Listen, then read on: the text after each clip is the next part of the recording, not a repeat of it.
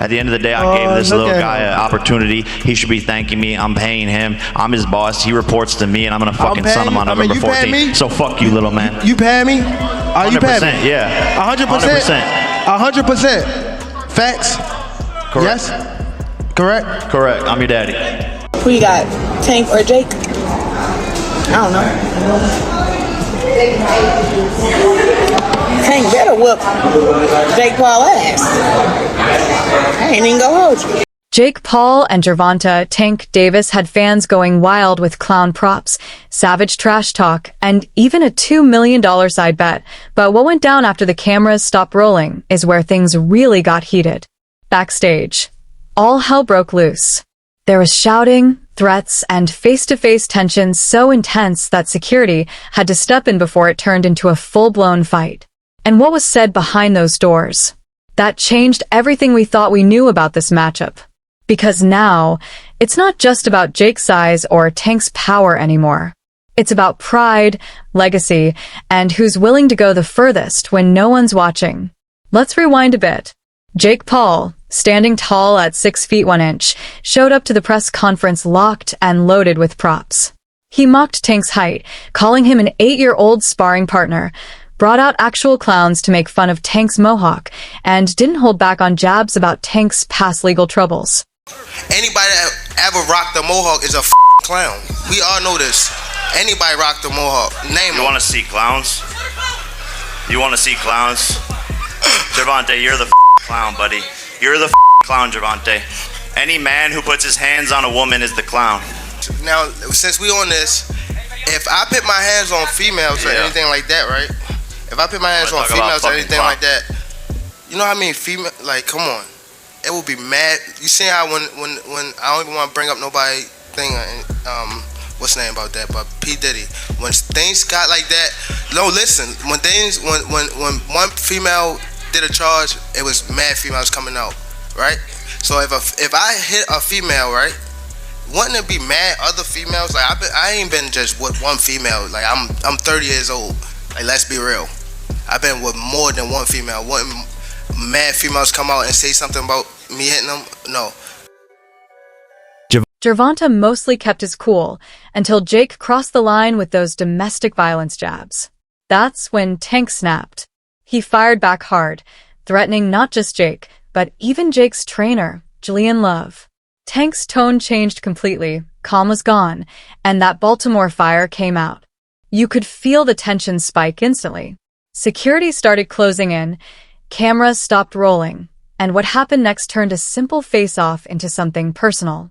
Would you like me to keep the same dramatic YouTube narration tone for the next part too? A lot of boxing fans aren't happy with the fact you've taken this fight rather than the Roach rematch, fights with the likes of Shakur, Devin Haney, Teofimo, etc. What do you make of that reaction? And can we still expect to see those fights? Why should I care? What they think? When y'all switch somebody can have a bad day and y'all switching on who y'all favorite fighter is or who this person is supposed to fight. Like y'all need to sit back and be fans and just enjoy the sport. Like y'all even talk about people's personal lives. Like why? When it come to that? Can we still expect to see any of those fights in the future though? And y'all keep talking about fighting somebody. Didn't he just have a fight? And what happened? He won, right? But how he look in it? Exactly. But y'all say some different shit when it's me, right? Cause y'all want me to lose. When y'all see people in that limelight too long, they want to take that they want somebody else to come take that spot. That's why it's always like, come on, bro. That's what happened with Floyd. Y'all seen him too much, and once y'all seen him so much, y'all start hating on it. Like it turned from love to hate.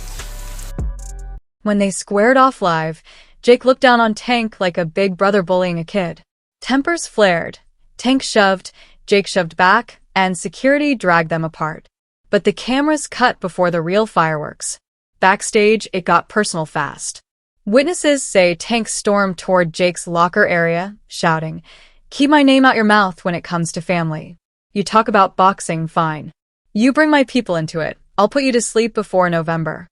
Jake didn't back down. He shot back, "You're lucky this fight's on Netflix."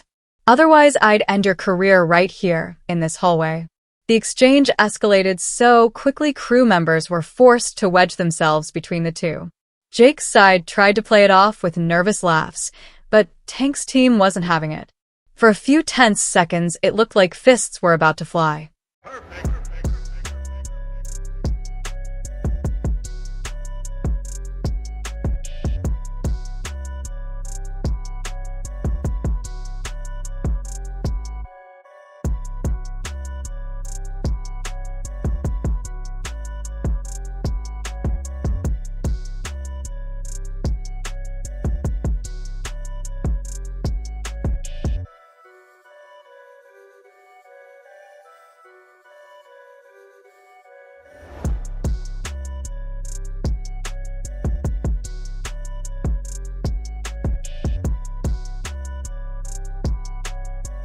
And here's the kicker.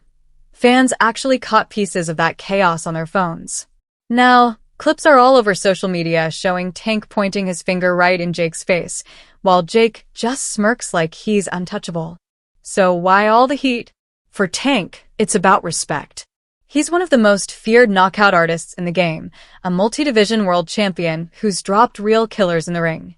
And then there's Jake Paul, a YouTuber with more Instagram followers than knockouts, clowning him on the biggest stage. For Tank, that's not just hype, that's disrespect. Jake Paul saved him from that. Should he have fought Roach? Do you think he avoided him, ducked him, or anything like that? Or just this business decision?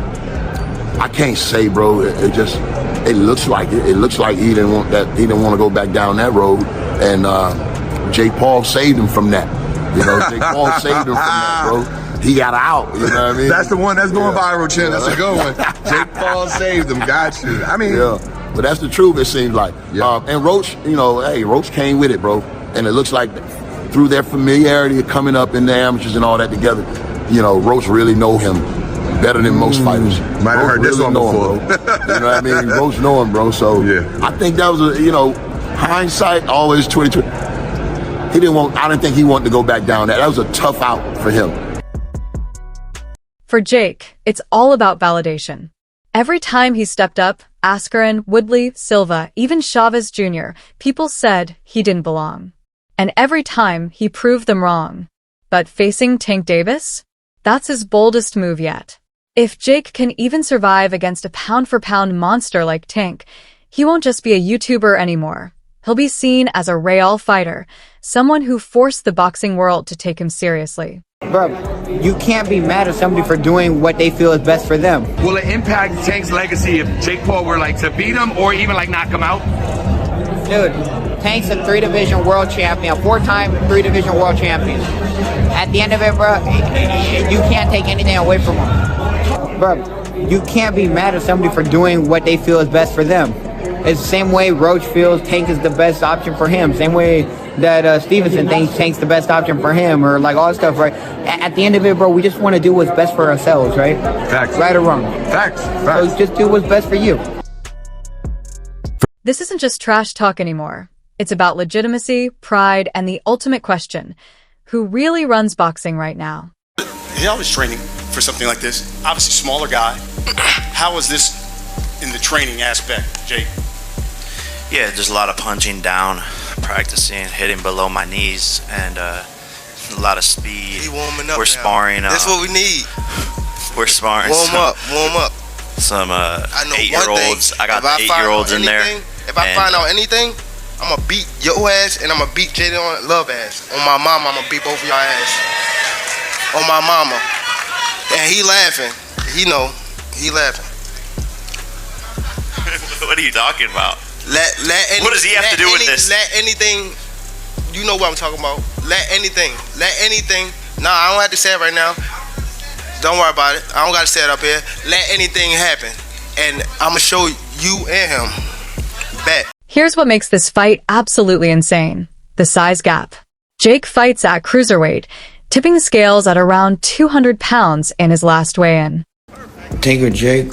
That's a hard one, bro. That weight class difference is weird. Manny or Rolly? I got Manny. Tank, on the other hand, is a lightweight, around 135 pounds on fight night, maybe 140 at most. That's a 65-pound difference, practically two different weight classes colliding.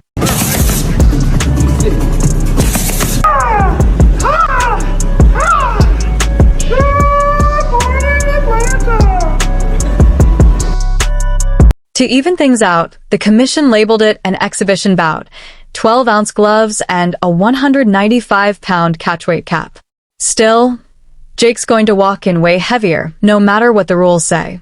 And for everyone thinking this'll be a friendly showcase, think again. Ring, how much you think you'll weigh? When I walk in the ring? Yeah. With or without the ankle monitor on? I probably, that's corny. That's super corny. I don't know how much I'll weigh. And the handcuffs too. Huh? What are you talking about, fam? How do you win this fight? That outfit is trash. For real. That outfit is garbage. And that hairstyle. Anybody that ever rocked a mohawk is a clown. We all know this. Anybody rocked a mohawk. Name You want to see clowns? You want to see clowns? Jervante, you're the clown, buddy. You're the clown, Jervante. Any man who puts his hands on a woman is the clown. Now, since we on this, if I put my hands on females or anything like that, right? If I put my hands on females or anything like that, you know how many female? Like, come on, it will be mad. You see how when I don't even want to bring up nobody thing, what's the name about that? But P Diddy, when things got like that, no, listen. When one female did a charge, it was mad females coming out, right? So if I hit a female, right? Wouldn't it be mad other females? Like I ain't been just with one female. Like I'm 30 years old. Like let's be real. I've been with more than one female. Wouldn't mad females come out and say something about me hitting them? No. Fans online are roasting the matchup. One comment said, "This is like throwing a pit bull in with a grizzly bear." Another joked, "Tank's got skills, but physics is undefeated." And Tank? He knows exactly what people are saying. Backstage, when Jake smirked about the weight difference, Tank fired back without hesitation. Size don't matter when you're asleep on the canvas. It would have just been another viral moment if the tension didn't feel so real. All of you Karens who accuse me of being on steroids as the reason for winning all of my fights, we have the strictest drug testing possible for this match. U.S. Anti-Doping Agency. Random drug tests at any moment. Oh look, they're here now. Hey USADA, me in the car, looking good. See if you're on steroids. Clean as a whistle, contrary to what they say. And this is where things get even messier. The Georgia State Athletic Commission reportedly refused to host the fight, calling it the dumbest thing I've ever heard. That's why the matchup got moved to Florida instead. Critics are tearing it apart, saying it's nothing more than a money grab, with exhibition rules, a Netflix stream, and literal clown acts at the press conferences. At this point, it feels less like a legitimate boxing match and more like a crossover spectacle built for views and viral moments. Just be sad that if Tank Davis' boxing career, real boxing career, championship is over because, you know, of the Jake Paul fight. It would be sad for boxing. I don't know for that to be the case. But if he make, you know, in excess of 30, 40 million, $40 million. I don't know what kind. I mean, I don't know what he does after that. Does he come back to boxing and defend those titles? I don't know, bro. So I don't know if could this be the last time we see Tank Davis in a real championship fight? Was Lamont Roach the last fight we see of him like that? I don't know. But if it is, that would be a tough pill to swallow for boxing fans. They can talk all they want, but let's be real, none of us would turn down that kind of money. But here's the twist. That's also what makes this whole thing brilliant. Netflix's first big boxing event, Tyson vs. Jake Paul, pulled in over 65 million live viewers. If Jake versus Tank even comes close to that, it's going to shatter records. And whether you love it or hate it, let's be honest, you'll probably end up watching.